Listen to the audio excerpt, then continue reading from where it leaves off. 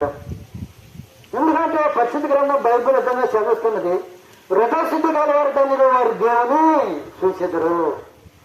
హృదయశుద్ధి గలవారే ధన్యులు వారి దేవుని చూచెదరు.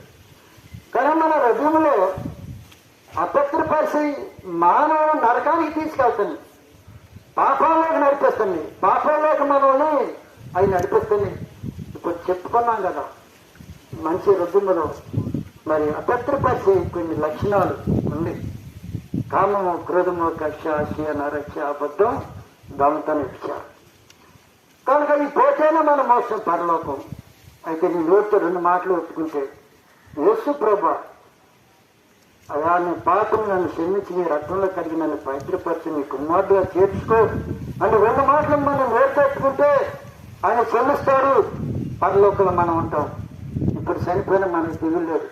ఈ కష్టాలు, బాధలు, శ్రమలు ఆడబడతాం.